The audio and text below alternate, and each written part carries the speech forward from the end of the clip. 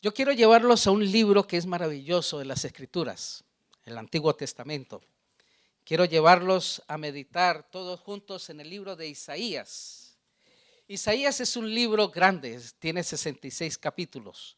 Pero lo que me llama mucho la atención del libro de Isaías, mis hermanos, es que Isaías tiene cantidad de promesas. Hablan de Jesús, presentan a Jesús como el Mesías, pero también tiene un mensaje que no es agradable, hermano, no es agradable para la iglesia. Y yo preparando el tema y tratar de buscarle la mejor manera que de pronto pudiéramos encontrar, como que el mensaje no sonara como así de entrada tan duro. Y yo dije, no voy a cambiar nada, voy a dejarlo así como está, porque el libro de Isaías precisamente comienza de esa manera, y es por algo. Y vamos al capítulo 1 de Isaías.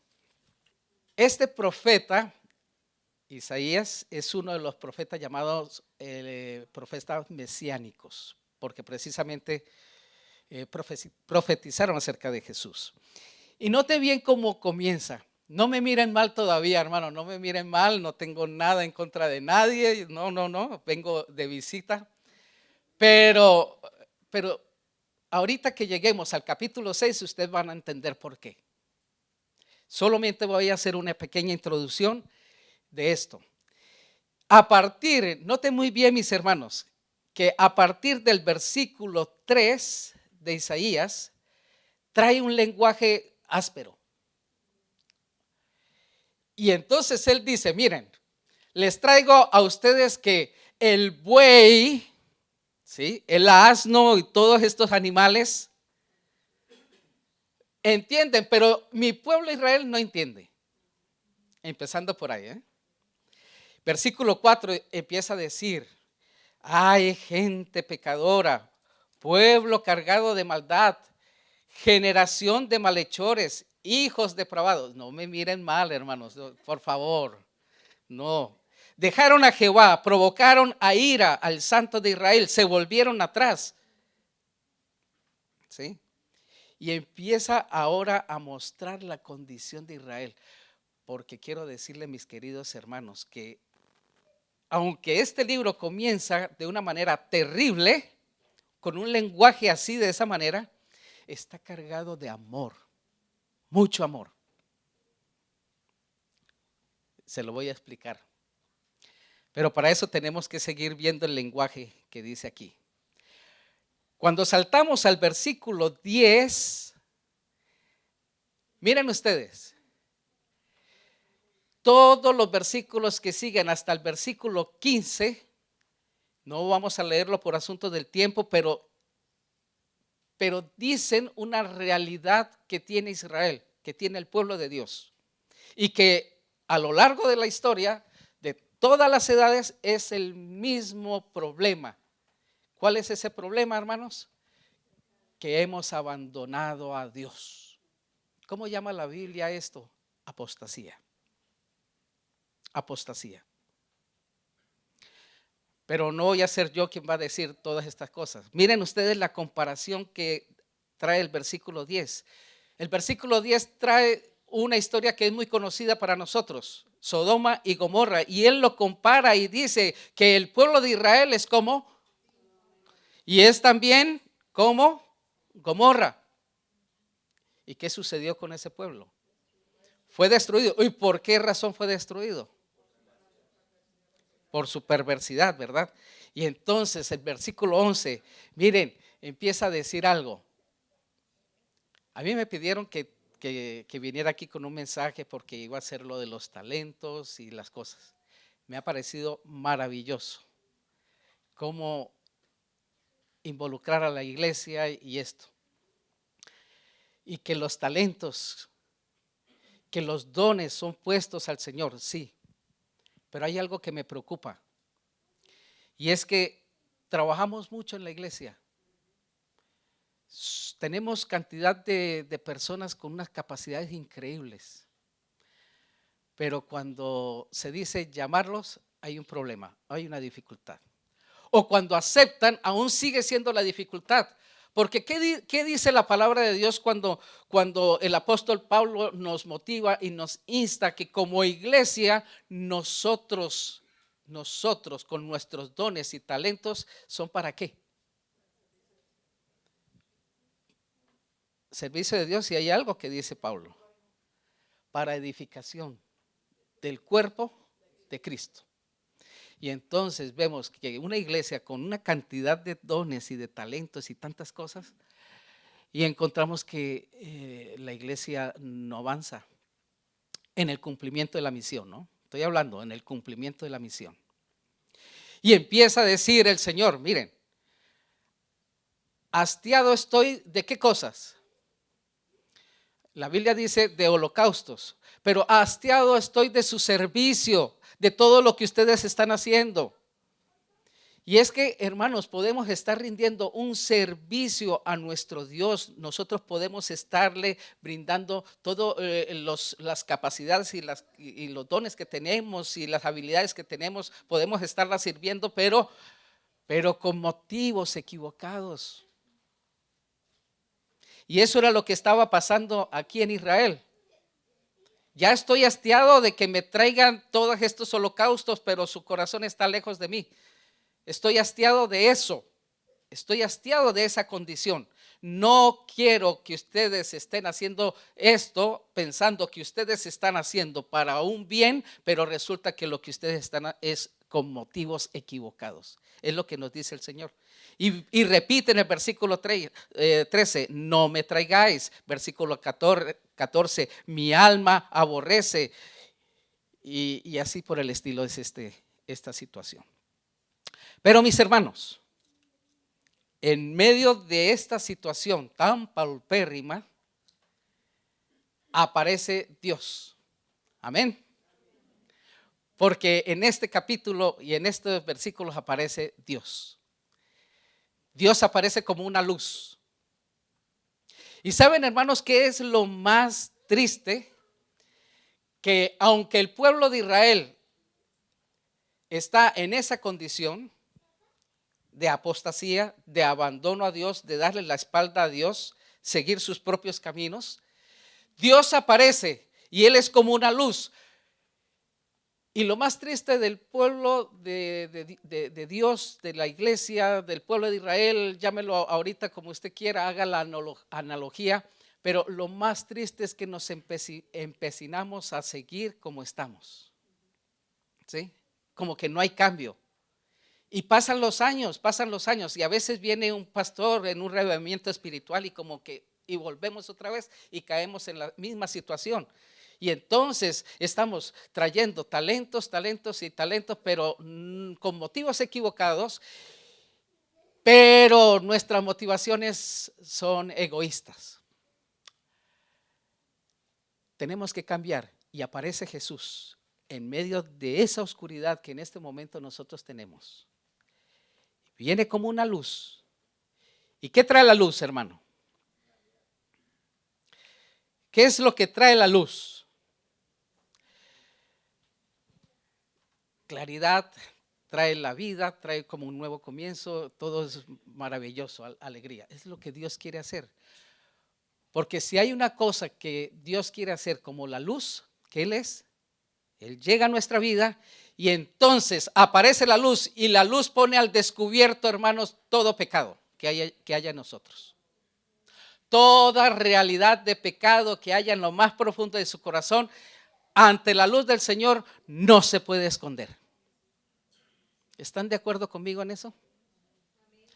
Entonces, hermanos, ante esa realidad, yo quisiera preguntarle a usted, mi querido hermano y hermana, hoy, ¿usted es consciente de la realidad de su pecado en este momento? ¿Cuál es esa realidad de pecado? Bueno, solamente usted la conoce. Pero si usted es consciente de que usted no puede seguir así, de esa manera. Mire, podemos ser ancianos, podemos ser directores de escuela sabática, directores de jóvenes, liderando un ministerio, lo que sea. Pero todavía en su corazón hay oscuridad. Y por esa razón no se avanza en la obra del Señor. Entonces yo quiero ir, como empieza la Biblia, de la raíz, de allí. Porque Dios no quiere dejarnos en oscuridad, mis hermanos. Ahí es donde entra el amor de Dios. Dios no quiere dejarnos en esa situación. Porque si persistimos nosotros en abandonar a Dios, en apostasía, mis hermanos, la apostasía lo que va a traer es la ruina para la iglesia, la ruina personal de cada uno de nosotros.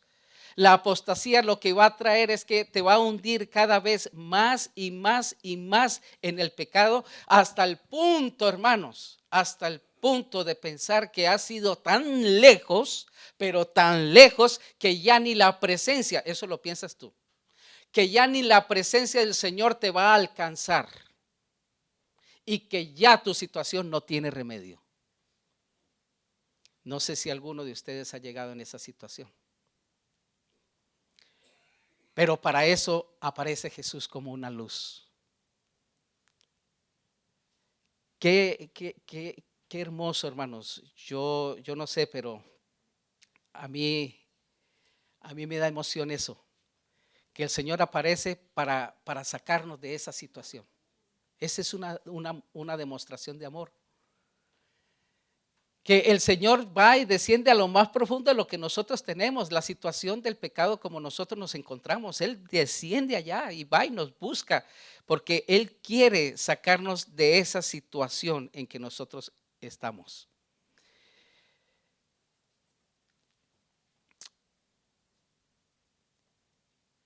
¿Qué pensarían ustedes, mis hermanos, si yo les dijera que ante esa situación de pecado como nosotros nos encontramos o como la iglesia está o la realidad de pecado que tú tienes y que eres consciente de eso, que el Señor en vez de venir como una luz, Él viniera y te tratara como tú mereces? ¿Mm? ¿Qué pensarían ustedes? ¿Usted diría, me lo merezco? Sí. Yo merezco que el Señor me trate como lo que yo verdaderamente soy. Porque es lo que el Señor está diciendo acá, ¿no? En el capítulo 1, los versículos que leímos. Pero yo quiero decirte, mis hermanos, no es así. El Señor no nos trata como nosotros merecemos. El Señor nos trata como Él es. ¿Qué es Dios? Dios es amor. Y Dios nos trata con amor. Y Él por eso nos llama. Y ustedes van a ver por qué. Porque a partir del versículo 16, entonces está el llamado que Dios tiene a su iglesia. Si el Señor nos tratara como verdaderamente nosotros merecemos, ninguno ya estaría aquí. Ninguno. ¿Ustedes alguna vez han jugado con hormigas? La única hormiga aquí es la hermanita. Ella sabe por qué, no creo que de otros. Ese es su tótem, hormiguita. Si Dios nos tratara como a veces nosotros jugamos con las hormigas, yo me acuerdo porque yo lo hacía de pequeño, que las hormigas suben por la pared y tú le tapas así para que no, y ellas se devuelven y vuelven otra vez para arriba y y un momento cuando eso yo veía, esta hormiga no es rebelde, esta hormiga no se deja y con el dedo quedaba la marca ahí. No, hermanita, no va a ser. Pero si Dios nos tratara de esa manera, hermano, no lo merecíamos. Pero Dios no nos trata como nosotros merecemos. Dios nos trata con amor, con misericordia. Pero Dios también es justicia, no lo olvidemos. El amor y la justicia de Dios, hermanos, es grande, es enorme. No conoce límites. No hay límites. Solo Él lo conoce. Y yo quiero que usted piense, hermanos, que si usted en este momento está pensando en la conciencia de su pecado, piense que Dios ahí va a llegar hasta allí a solucionar su problema, porque Dios quiere sacarlo a usted de esa condición. Por eso dice, lavaos, versículo 16, y limpiaos. Y es más, versículo 18, nos invita a entrar, oiga bien, hermanos, nos invita a entrar a una relación con Él. Venid luego, dice Jehová, y estemos a cuenta, aunque vuestros pecados estén lo más sucio, hermanos. Aunque tus pecados y en tu vida y la realidad de tu pecado tú digas, caramba, yo no quiero, no, yo no siento que el Señor, pero el Señor sí va a donde tú estás.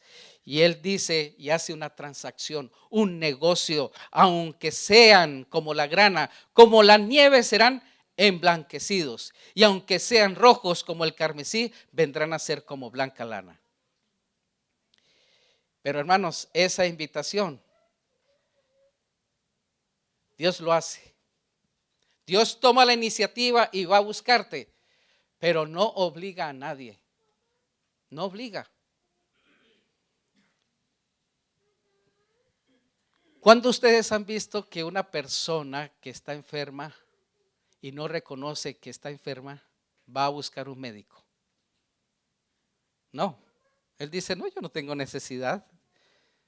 Pero todo el mundo le dice, pero estás enfermo, estás enfermo. Y dice, no, yo me siento bien. Hermanos, cuando una persona reconoce la realidad de su pecado, va y busca el remedio que es Cristo Jesús.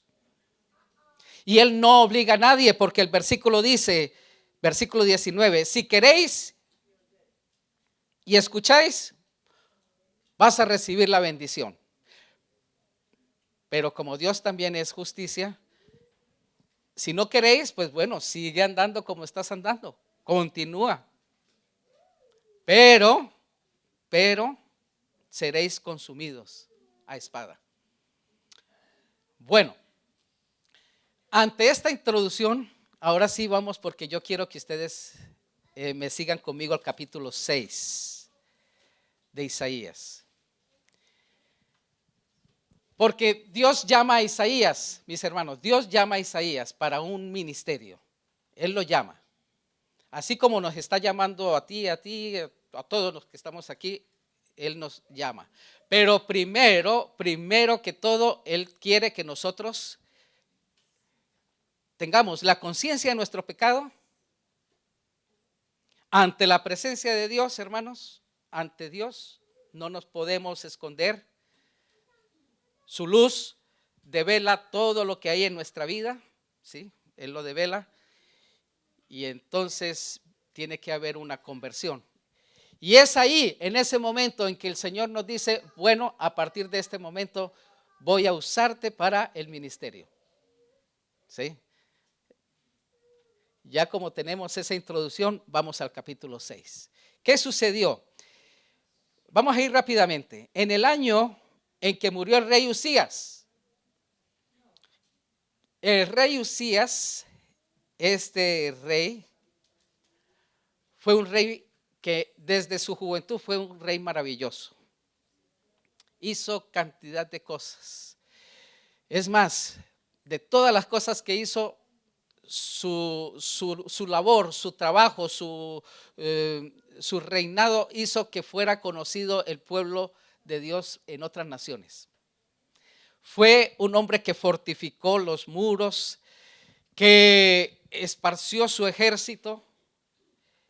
El pueblo se sentía seguro en el reinado del rey Usías. Y es más, hasta como que había tiempo para la tecnología y las ciencias, porque avanzaron y hizo cantidad de cosas maravillosas. Si usted quiere ver en la casa, vaya al segundo libro de Crónicas, el capítulo 26, y ustedes van a encontrar esa historia de lo que era Usías. Usías fue un hombre que fue progresado enormemente. Era un hombre de progreso, tenía muchas cosas, pero infortunadamente, mis hermanos, Usías parece ser que el progreso ¿O cómo llamaríamos nosotros? Esa cosa de riquezas y tantas cosas lo llevaron a la ruina. Porque nos dice ese mismo segundo libro de Crónicas, el capítulo 26, que él se apartó del Señor. Se apartó. No estoy diciendo que el querer anhelar y conseguir cosas sea malo, no. Sino que cuando te centras más en conseguir esas cosas, te apartas del Señor. Y él se apartó y llegó a la ruina, tanto fue la ruina que murió de lepra. Lean la historia. Yo simplemente lo hago aquí porque apareció. Y aprovecho para decir lo siguiente, hermanos. Porque a veces Dios usa, mis hermanos, las tragedias, los problemas y las dificultades, y de pronto el que no consigas las cosas, a veces hasta una enfermedad, Dios la usa para hacernos fuertes. ¿Sí? Para hacernos fuertes. Entonces ahí cabe bien lo débil del mundo. ¿Qué hizo Dios? ¿Verdad? Lo puso para avergonzar a los fuertes. Y es lo que Dios quiere en este momento. Dios quiere que nosotros nos humillemos delante de Él. Y así, mostrándonos débil, el Señor nos hace fuertes. Nos hace fuertes. Y eso aprendemos aquí de Usías. Entonces dice, vi yo al Señor sentado sobre un trono. Oigan bien eso, me llama la atención porque el profeta Isaías ve a Dios en visión y Dios le permite que se muestre así, ¿no? Él se muestra ante Dios y permite a Isaías que pueda verlo. Pocas veces hemos visto en las escrituras que hay hombres que vieron a Dios y en realidad no lo vieron. ¿Sí? Uno vio sus espaldas, otro vio una luz, ¿verdad? Y él dice que vio al Señor sentado en su trono. Qué privilegio, hermano. Yo no sé. Ahí, no sé, mis hermanos, que ustedes han leído El Espíritu de Profecía, la visión de Elena de White en Primeros Escritos, cuando ella es llevada en visión al cielo. ¿Y usted cree que ella se quería regresar, hermanos? Ella no quería regresar. Después de que una persona empiece a ver al Señor, hermanos, esa persona no puede seguir siendo la misma. Algo va a cambiar. Y es que pasaron 5 capítulos y no nos dice cuántos años fueron. Pero después de 5 capítulos, Isaías ve al Señor. En otras palabras, Isaías comienza una relación personal con Dios. Pero antes era un profeta. Antes seguía siendo un profeta. Y esto debe ser una lección para nosotros, hermanos. ¿Cuánto tiempo llevamos nosotros en la iglesia? Trabajando para la iglesia, cumpliendo ministerios, pero todavía no hemos tenido una experiencia con Dios. Aún no hemos sentido a Dios en nuestra vida. Y si no lo hemos sentido, todavía seguimos con nuestros propios pecados, con nuestras propias debilidades y esto y lo otro. Y nos distraemos con cantidad de cosas que perdemos lo esencial. El Señor quiere que tengamos una experiencia personal con Él, así como la tuvo Isaías. Y que fue necesario porque Dios quería que Isaías cumpliera un mensaje especial. Un mensaje maravilloso. Los deseos más grandes de Dios con su pueblo los tenía ahí. Y Isaías era el personaje que iba a cumplirlo. Y entonces dice que la visión, hermanos, una visión maravillosa. Yo no me voy a detener con esta visión. Pero en ese momento, cuando tuvo esa visión de Dios, ¿recuerdan lo que yo les dije? Que el Señor aparece en medio del momento más oscuro en nuestra vida como una luz. Pues cuando Isaías vio a Dios, fue como una luz. Fue como una luz. Porque el versículo 5 dice, ay, ay, ay. Ay de mí, que soy muerto. Cuando Dios llegó a Isaías en esa visión y su luz entró lo más profundo del corazón de Isaías, ¿qué encontró ahí? Una vida desordenada, pecado. No quiero llamar muchas de estas cosas, pero hermanos, esa es la realidad. Encontró una vida que necesitaba ser ordenada primero. Isaías dice, ay de mí, porque he visto al Señor, y si he visto a Él, que es su santidad, yo merezco morir. Y hoy le pregunta a la iglesia, iglesia, ¿eres consciente de la realidad de tu pecado? Y si usted me dice sí, entonces ve y ten un encuentro con Dios. Urgente. Eso es lo que hay que hacer.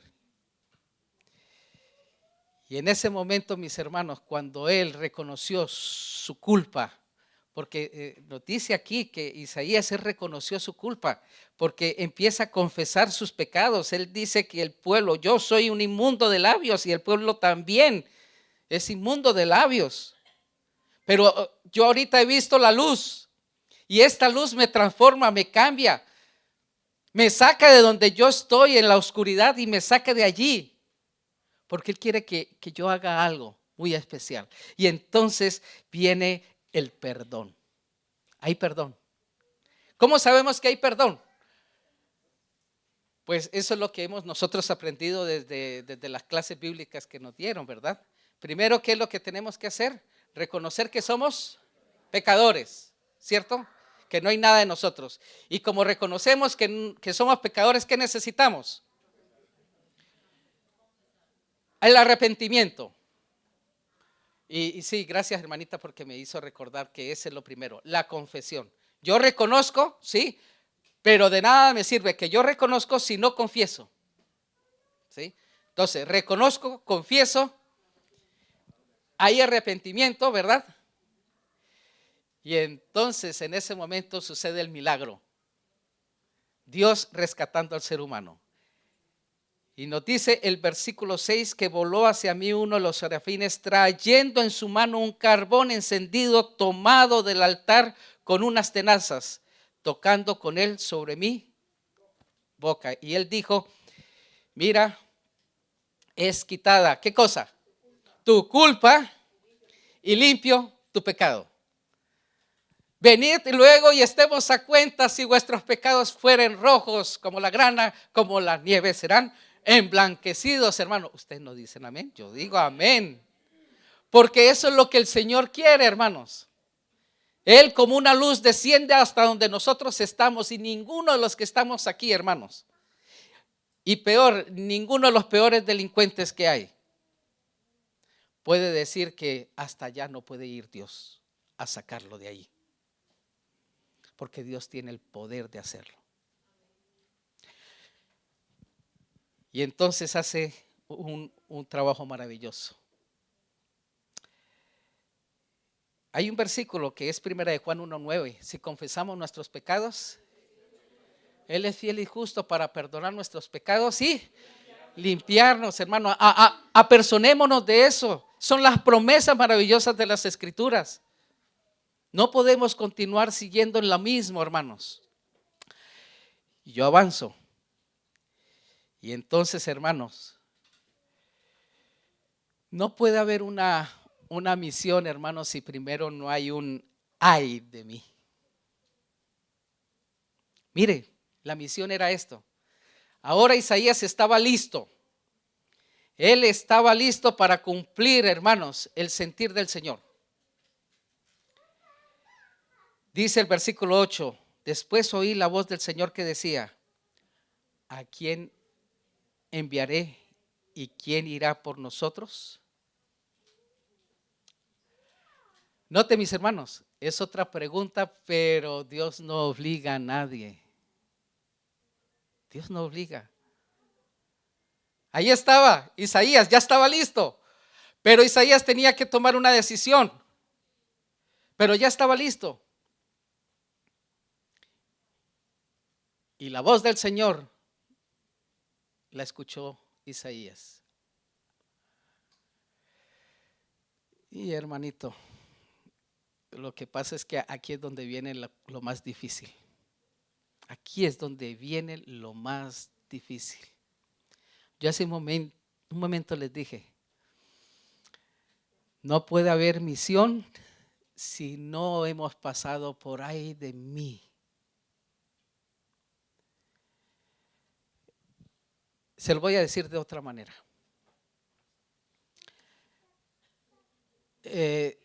Todos estos son misiones, ¿cierto?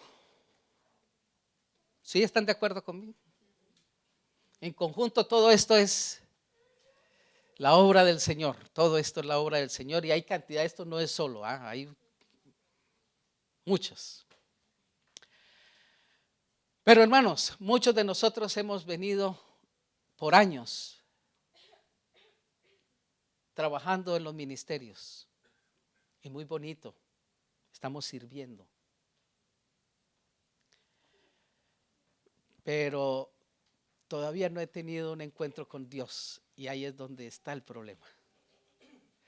Porque como no he tenido un encuentro con Dios, por muy bonito que sea el servicio que usted está diciendo, por muy hermoso, solo lo estás haciendo con egoísmo. Es egoísmo. Pero Dios quiere cambiar la cosa.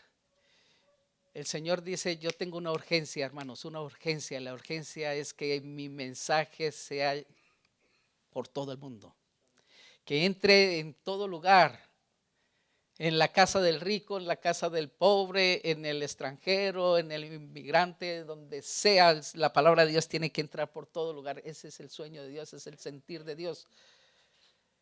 Que todo oído oiga la palabra. Pero para eso el Señor necesita hombres y mujeres, jóvenes y señoritas que hayan humillado su corazón delante del Señor y hayan dicho, ay de mí, verdad que soy pecador. Y yo no puedo seguir adelante, así no puedo, no puedo. Pero el Señor te trae el remedio, hermano, el Señor ahí tiene el remedio. Y el Señor lo que espera es que tú confieses tu pecado, te arrepientas y el Señor te perdona y te saca de allí y te dice, ahora sí vamos a trabajar juntos. Y entonces, hermanos, viene, heme aquí, dijo. Isaías dice, heme aquí, envíame a mí. Amén. Hermano, ¿usted no quisiera hacer lo mismo? ¿No? ¿No le gustaría tener esa experiencia? Y yo le dije, aquí es donde comienza el problema. Porque lo hemos venido haciendo equivocadamente. Lo hemos venido haciendo equivocadamente. El cumplimiento de la misión lo hemos hecho con, de pronto como que, bueno, esto no funciona, ya no voy a intentar, ¿no? Hemos aprendido en la lección de escuela sabática esta semana eso. Pero esta gran comisión, hermanos, esta gran comisión requiere de dos cosas. Heme aquí, esa es una frase, envíame a mí otra. Cuando yo pude entender esto, que yo les voy a explicar a ustedes, tal vez no estén de acuerdo conmigo, están libres, pero yo lo voy a expresar y después usted me dirá, yo creo que es así. Pero una cosa es estar dispuesto y otra cosa es estar disponible en la obra de Dios. ¿Sí? Bueno, ¿qué es estar dispuesto? Yo aquí tengo un pequeño que dice así: estar dispuesto es tener el ánimo y la intención de hacer una cosa. Eso es estar dispuesto. Es decir, heme aquí. ¿Sí o no? Heme aquí te moviliza de un lugar al otro. Ya. Te destaca ante las demás personas. Ah, sí, ok, tú, bien, vale, vamos a trabajar. Y muchos nos quedamos ahí. Muchos nos quedamos en el que estamos solamente dispuestos. Y le decimos al Señor, sí, Señor, heme aquí. Ajá, y entonces, en cambio, envíame a mí es la disponibilidad. ¿Y cuál es la disponibilidad? Disponible es ser utilizado libremente en el servicio activo. Oiga bien, eso es ser disponible. Ser utilizado libremente en el servicio activo. Entonces, hermanos, no podemos nosotros cumplir la misión. Primeramente, no podemos cumplir la misión si primero no hay un ay de mí. Y segundo, podemos estar nosotros dispuestos, pero no estamos disponibles. Y el Señor lo que necesita es personas dispuestas y personas disponibles. ¿Y quién dice, heme aquí? Levanta la mano. Ahora, envíame a mí.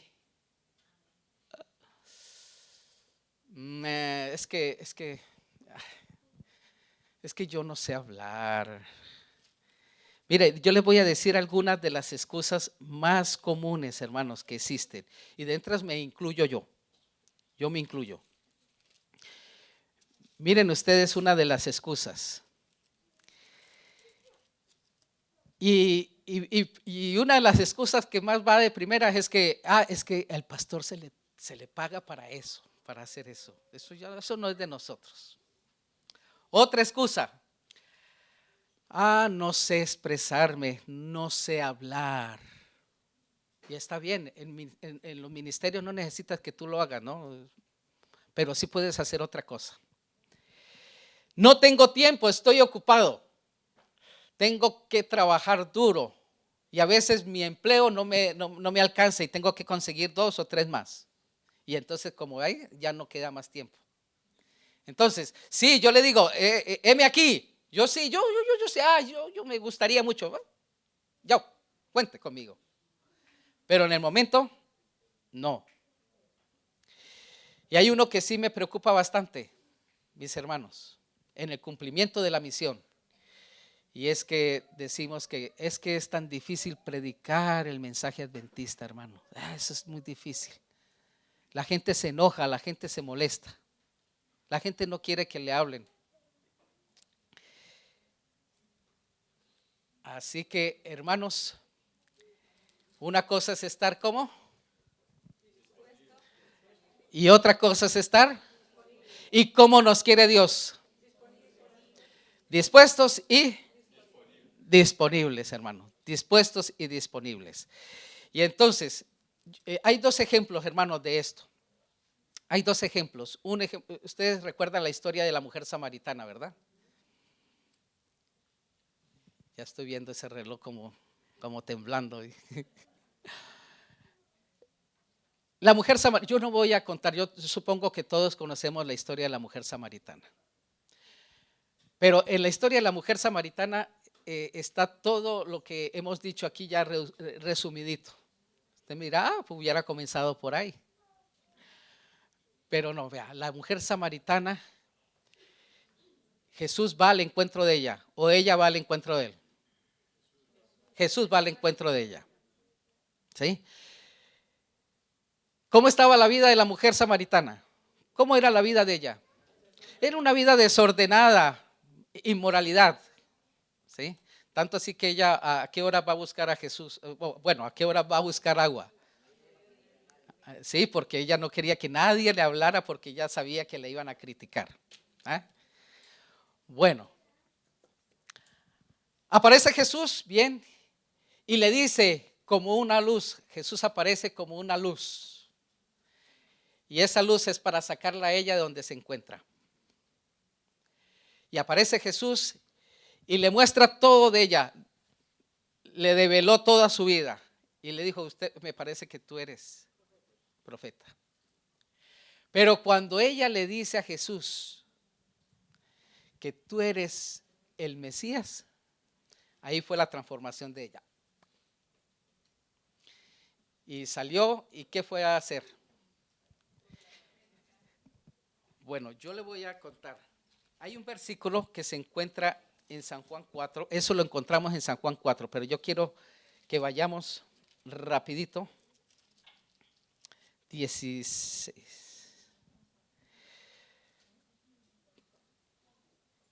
Versículos 13 y 14, San Juan 4. Jesús le contestó: cualquiera que beba de esta agua volverá a tener sed, pero el que beba del agua que yo le daré no tendrá sed jamás, sino que el agua que yo le daré será en él una ¿qué? ¿Qué pasó con esta mujer, hermanos? Cuando Jesús llegó como una luz y develó toda su vida, y ella se arrepintió y dijo: tú eres el Mesías, tú eres el Señor, tú eres el soberano de mi vida. ¿Qué sucedió con ella? Ella quedó siendo la misma mujer que iba al pozo a sacar agua todos los días. ¿Qué hizo ella? Fue transformada. Hizo la transformación. ¿Y en qué se convirtió esta mujer, hermanos? En una fuente de agua viva, trayendo a otras personas a los pies del Señor Jesucristo. Amén. Eso es. Tengo unos pasajes.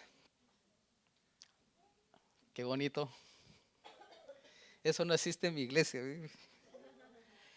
Mire, cada verdadero discípulo nace en el reino. Oiga, me llama mucho de esto, porque es que si hay verdaderos discípulos, ¿qué va a haber? ¿Habrá falsos discípulos? Por eso es que tenemos que dejar que el Espíritu de Dios llegue, el Señor venga con su luz a develar todo. Nace en el reino de Dios como un misionero. El que bebe del agua de vida llega a ser una fuente de vida. El que recibe llega a ser un dador. La gracia de Cristo en el alma es como un manantial en el desierto, cuyas aguas surgen para refrescar a todos y hace a los que están por perecer ávidos de beber el agua de la vida. Todo aquel que llega a ser, yo no voy a decir nada, pero ya usted lo está leyendo, llega a ser un participante de su gracia. El Señor le señala una obra que hacer en favor de los demás. Cada cual ha de ocupar su puesto diciendo: heme aquí, envíame a mí. ¿Y quiénes son? ¿Solo los pastores? No. Sí, el pastor dice allí, el enfermero misionero, el médico, el simple cristiano, el negociante, el agricultor, el profesional, el mecánico, todos, hermanos. Ninguno de nosotros puede decir: yo no sé hablar, no sé decir, me da miedo, tengo esto, tengo lo otro. Y mucho menos decir que el mensaje adventista es impopular, que no hay que predicarlo porque es que eso va a traer muchos problemas para la iglesia. Bueno, avancemos. Todo el que esté relacionado con Dios impartirá luz a los demás.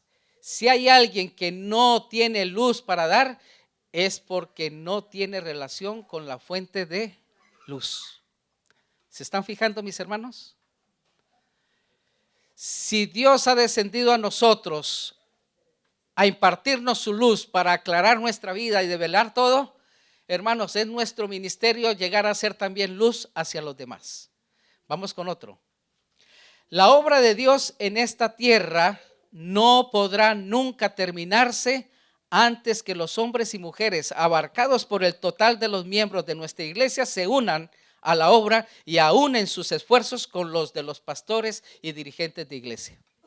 Qué invitación, qué responsabilidad tan solemne y tan grande, hermanos. Pero volvamos otra vez a Isaías. Y yo aquí ya voy redondeando y voy a terminando el tema.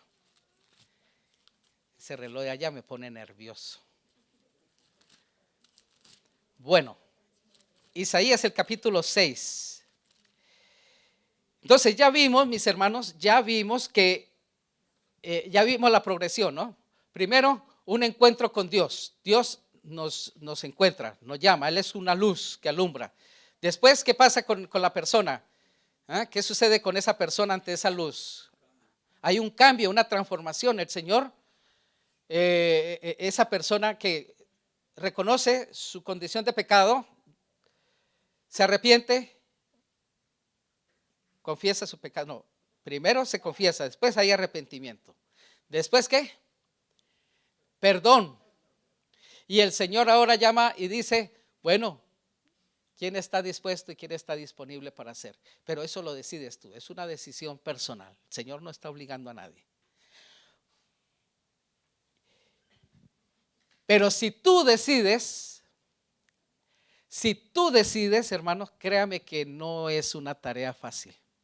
Porque por eso es que muchas personas tropiezan y dicen, no, esto no es para mí. Mire lo que le pasó a Isaías. Versículo 9. Anda y dile a este pueblo, oíd bien y no entendáis. Ved por cierto, pero no comprendáis. Ustedes están leyendo y da la impresión como que Dios dice, pero ¿qué? Está llamando a Isaías para que la gente pueda escuchar y aceptar el mensaje. Pero la gente, ¿qué hace el Señor? El Señor dice, no, pero es que ellos no van a entender, no van a escuchar, no van a oír. ¿Nos estamos dando cuenta de eso? Pero mi hermano, el problema no es de Dios. El problema es nuestro, es de las personas. Ni su corazón entienda, ni se convierta y haya para él sanidad. Es decir, hermanos, cuando Isaías comenzó ahora sí su misión y él dijo, yo estoy dispuesto y estoy disponible, Señor, envíame a mí. Entonces ahí él empezó a predicar y se dio cuenta que lo que había era oposición. Cuando nosotros empezamos a predicar la palabra del Señor, empieza la oposición. Y usted dirá, pero ¿cómo así si yo lo que voy a predicar es del amor de Cristo, el amor de todo? Sí, el Señor quiere que tú prediques el amor de Cristo. Pero el Señor nos ha llamado a la iglesia adventista del séptimo día de Maranata a predicar el amor de Cristo. Pero hay que predicar un mensaje que es diferente a lo que predican las otras demás iglesias. Porque entonces, ¿para qué objeto el Señor nos está llamando a nosotros en los últimos días? ¿Me están captando cuál es? El mensaje que nosotros debemos estar predicando hoy como iglesia es el mensaje de los tres ángeles. Ese es el mensaje. Y ese mensaje crea oposición en mis hermanos, aunque no lo crean, pero crea oposición. Y yo no le estoy diciendo que prediquemos del amor del Señor. Sí, hay que predicar del amor del Señor, hay que conducir las personas, hay que hacer todos los pasos. ¿Sí? El Señor trataba con las personas como aquel que quería hacerles el bien. Les mostraba su simpatía, satisfacía sus necesidades. ¿Qué más? Bueno, y después le decía, ven y sígueme. Y el seguirme, si ustedes, hermanos, se dan cuenta, cuando ustedes ven en la Biblia, en San Juan 6, en Mateo 6, creo que por ahí, donde habla que muchos por mi nombre, por predicar mi nombre, eran perseguidos, ultrajados, eran llevados a la cárcel, por predicar el nombre del Señor Jesucristo. Y eso eran en tiempos de la iglesia primitiva. Los mismos, hermanos, los mismos profetas fueron perseguidos. ¿Por qué? Porque el mensaje del Señor era impopular. Los apóstoles, el Señor dijo, ustedes todos van a morir, pero solo se salvó uno de morir perseguido. Fue Juan. De resto, todos fueron crucificados, decapitados, llevados a cerrados, cantidad de cosas. Mis hermanos, ¿por qué? Porque el predicar la verdad, el predicar al Señor es impopular. Y ahí está, lo está diciendo el mismo Isaías. La gente no va a entender, la gente no va a comprender, no van a tener oídos para escuchar, no van a entender porque no quieren. Pero ese es nuestro trabajo. Y entonces, hermanos, versículo 11, el profeta dice, y entonces, ¿cómo así que yo voy a predicar un mensaje que no es popular? Un mensaje que va a causar rechazo, un mensaje, ¿cómo así? ¿Hasta cuándo? ¿Hasta cuándo, Señor? ¿Hasta cuándo? Y lo dice ahí, ¿cuál es la respuesta? Hasta que las ciudades estén como. Y haya hombre y no haya hombre en las casas y la tierra esté hecha como. Hasta que Jehová haya echado lejos a los hombres y multiplicado los lugares abandonados en medio del país. ¿Eso qué es? ¿Hasta cuándo? ¿Qué es esto? ¿Qué imagen les trae a ustedes esto? Hasta el fin del mundo. ¿Recuerdan ustedes un versículo? San Juan 24:14. Mateo, perdón, gracias. Y será predicado el evangelio del reino a todo el mundo. ¿Y entonces qué? ¿Entonces qué? Cuando nosotros, hermanos, vamos a cumplir el ministerio del Señor, la misión del Señor que el Señor nos ha encomendado. ¿Hasta cuándo? ¿Hasta cuándo? Hasta el fin. Haya oposición o no, nos tildan a que el mensaje nuestro es impopular y todo esto. No importa, vamos a seguir predicando. Y esta última cita que les voy a presentar, mis hermanos, son 2 citas. Otro asunto hay de más importancia aún que debería llamar la atención de las iglesias en el día de hoy. El apóstol Pablo declara que todos los que quieran vivir piamente en Cristo Jesús, ¿qué pasará? Bien. ¿Por qué entonces parece adormecida la persecución en nuestros días? Pregunta Elena de White. ¿Por qué? ¿Por qué estamos adormecidos si no hay persecución? Si en tiempos de los apóstoles por predicar la palabra del Señor había persecución. Porque el mensaje que ellos predicaban era impopular. ¿Saben lo que es eso impopular? Yo no lo he explicado. ¿Quiere? ¿Le digo? ¿Sí? Impopular, hermanos, es porque no quiero meterme en conflictos y dificultades con la demás gente.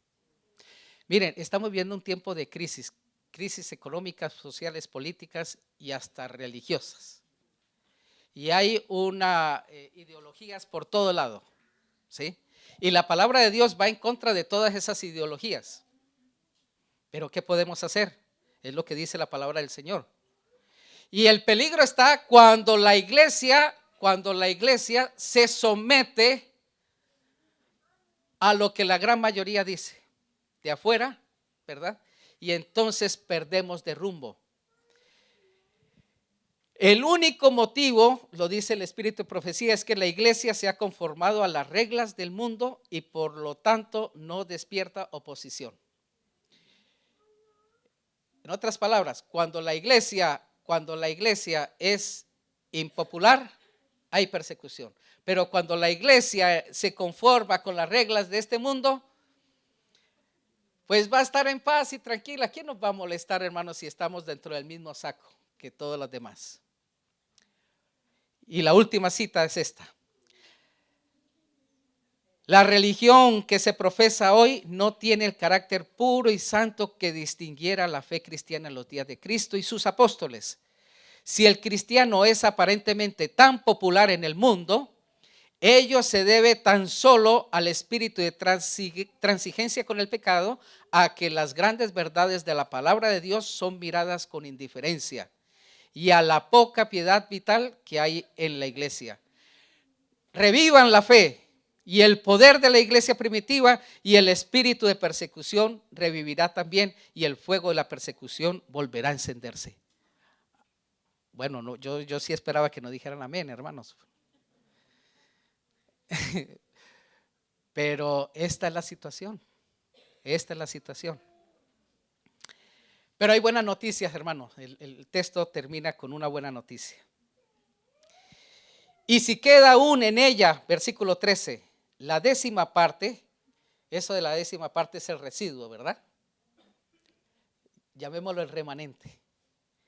Esta volverá a ser destruida, sí, va a ser destruida, pero como el roble y la encina, que al ser cortados aún queda en el tronco, así el tronco, la simiente santa volverá a nacer. Dios tiene un pueblo, una iglesia, y es esta. Pero primero tenemos que pasar, hermanos, ¿por dónde? Por un encuentro personal con Dios. Reconocer que somos pecadores. Confesar nuestras faltas a nuestro Dios. Arrepentirnos. Un arrepentimiento genuino. El Señor nos perdona, hermanos. El Señor lo perdona. A ninguno hecho fuera. El Señor te perdona. Pero entonces ahora el Señor te llama a una misión. Y esa misión, hermanos, es una misión que es el sentir de Él. Él quiere que simpaticemos con Él en la obra. Simpatizar con Él en la obra. Ustedes saben el amor que Él tiene por los oprimidos y los menesterosos y todo. Ese mismo amor quiere que tú y yo lo tengamos. No es una tarea fácil, vamos a encontrar oposición, mucha oposición cuando lo hacemos de verdad.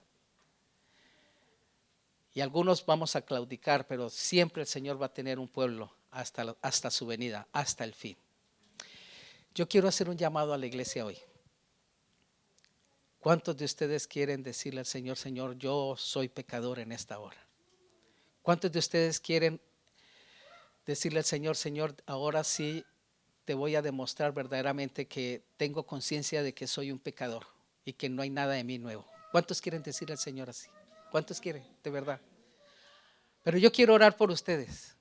Yo quiero orar por ustedes. ¿Cuántos quieren colocarse de pie y decirle, Señor, ahora yo quiero que tú me limpies y que me tomes como un instrumento útil en tus manos? Quiero cumplir la misión. Señor, esta iglesia está trazando planes y proyectos, pero yo no quiero que esta iglesia no tenga el aporte mío allí. Yo quiero también trabajar, pero quiero hacer un trabajo para ti, Señor. ¿Cuántos quieren hacerlo? Bendiciones, mis hermanos. Oremos. Gracias, querido Padre, gracias por esta bendición que nos da, Señor.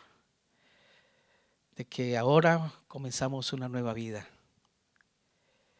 Hay un trabajo muy grande y aquí estamos, Señor, dispuestos, pero también disponibles para realizar tu tarea. No queremos ser personas que escuchamos tu llamado, pero hacemos caso omiso de él. Con tu luz, Señor, ilumina lo más profundo de nuestra vida y que podamos ver la realidad de nuestro pecado tal como es, Señor. Y sentir que no somos nada, que necesitamos un Salvador. Gracias por tu amor, gracias por tu misericordia, Señor. Llévanos con bien a nuestros hogares y permítanos disfrutar de este resto de sábado en paz y bendición.